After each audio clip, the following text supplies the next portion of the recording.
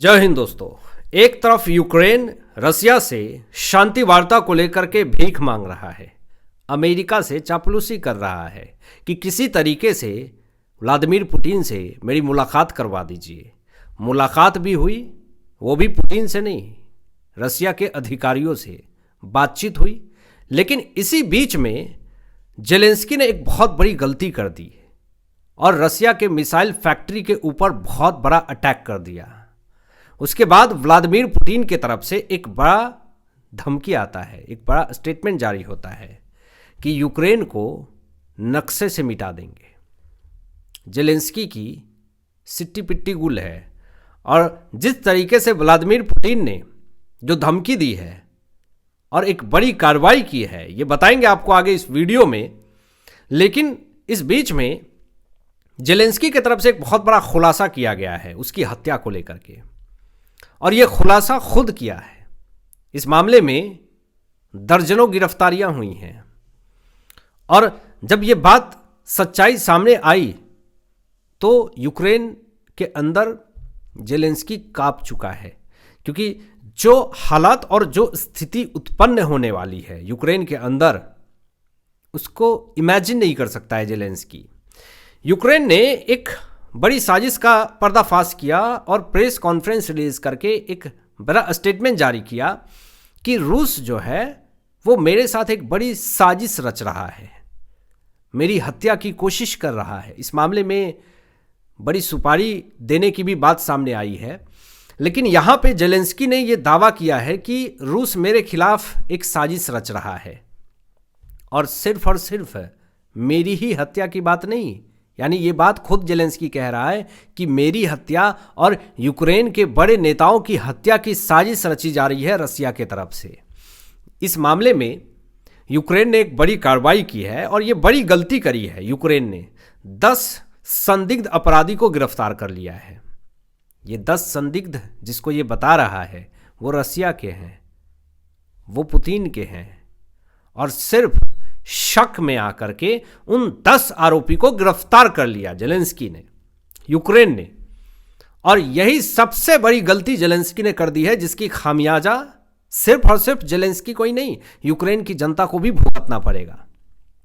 यहां पे आरोप लगाया जेलेंस्की ने कि पुतिन जो है वो जेलेंस्की की हत्या का आदेश दे रहे हैं, ये आरोप लगाया है जेलेंस्की ने। और इस मामले में एक बड़ा खुलासा भी किया यूक्रेनी अधिकारियों की तरफ से, जेलेंस्की की तरफ से, कि $1 लाख की सुपारी दी गई है।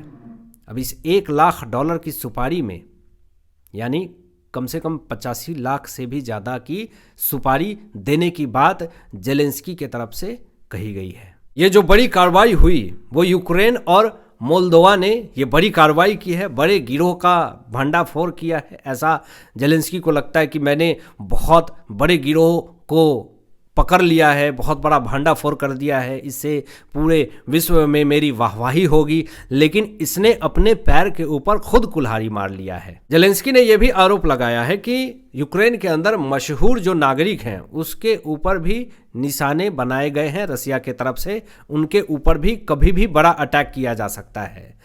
यहाँ पे स्टेटमेंट ये भी जारी किए गए यूक्रेन के तरफ से कि रसिया लगातार खूनी साजिशें रच रहा है, जेलेंस्की को मारना चाहता है मॉस्को।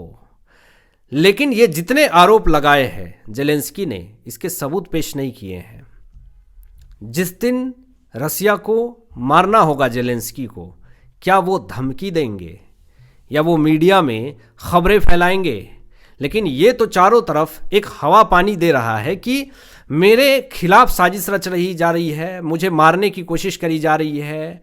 पोलैंड में मेरे खिलाफ मेरे आदमी को बना करके, रसिया का वो आदमी था उसको मेरे खिलाफ करके एयरपोर्ट पे ही बम से उड़ाने की पूरी साजिश रची गई थी।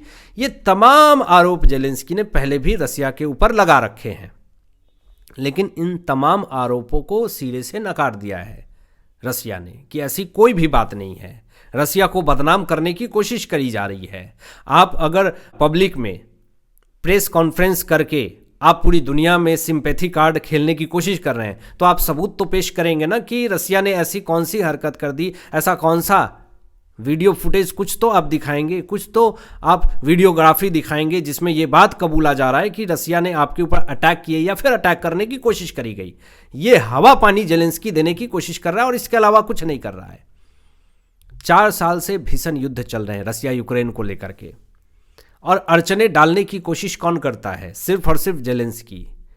अभी मिसाइल फैक्ट्री के ऊपर हमला करने की क्या ज़रूरत थी रसिया के अंदर, जब अबू धाबी में जब शांति वार्ता को लेकर के अमेरिका बातचीत करवा रहा था, तो क्या ज़रूरत थी?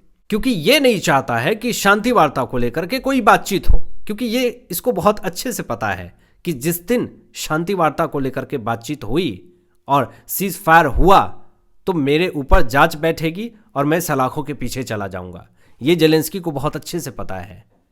और ट्रंप ने ये बात कही थी ना कि नेटो से 20 साल के लिए तुम दूर हो जाओ, तो जेलेंस्की को ये लगने लगा कि मेरे ऊपर और बड़े बड़े अटैक करेगा पुतिन, इसीलिए मुझे नेटो से दूर होने की बात कही जा रही है।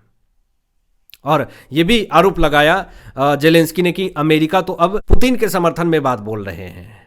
कीव पर रूसी हवाई हमला हुआ है दोस्तों, ये बड़ी खबर सामने आ रही है और ये बड़ा अटैक रसिया की तरफ से कीव के अंदर किए गए हैं और इस हमले के बाद से एक नागरिक की मौत हो जाती है। जो व्लादिमीर पुतिन की मांगे हैं उस मांग को पूरा कर नहीं पा रहा है जेलेंस्की, जिस कारण से ये युद्ध बहुत ही लंबा खींचा जा रहा है।